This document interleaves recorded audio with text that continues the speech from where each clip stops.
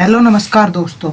आज की इस वीडियो में हम कागज़ के बारे में बात करेंगे। कागज़ का आविष्कार किसने और कब और कहाँ किया।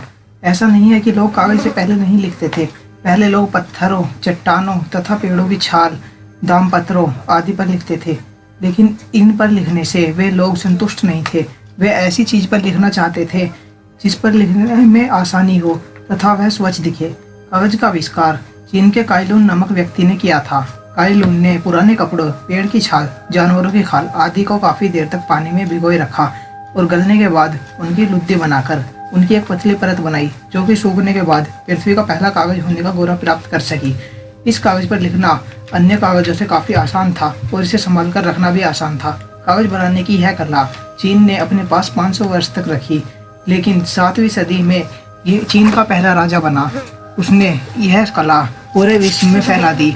उसके बाद 725 ईस्वी में कुछ मुस्लिम आक्रमणकारी चीन के कुछ कागज निर्माताओं को अपने साथ पकड़कर ले गए और अपने यहाँ ले जाकर उनसे कागज बनवाने लगे और वहाँ की कला पूरे यूरोप में फैल गई।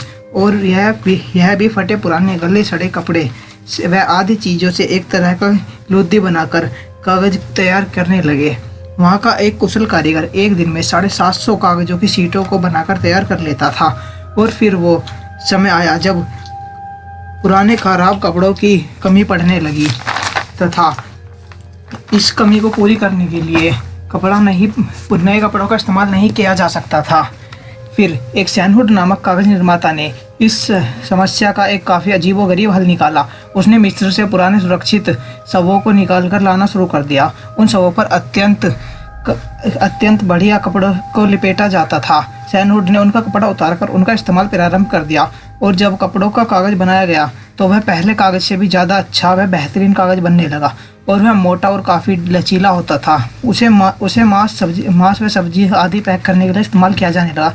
लेकिन यह तरीका अधिक दिनों तक नहीं चल पाया, क्योंकि पुराने शवों के संपर्क में आने के कारण सैनहुड नामक निर्माता को हैजा हो गया और उन्हें यह तरीका बंद करना पड़ा। अब फिर से वैसा कागज बनना शुरू हो गया लेकिन एक अमेरिकी कारीगर ने एक नई तकनीक तैयार की जिसमें लकड़ी की लुद्दी तैयार की जाती थी और यह प्रक्रिया काफ़ी आसान व सस्ती साबित हुई।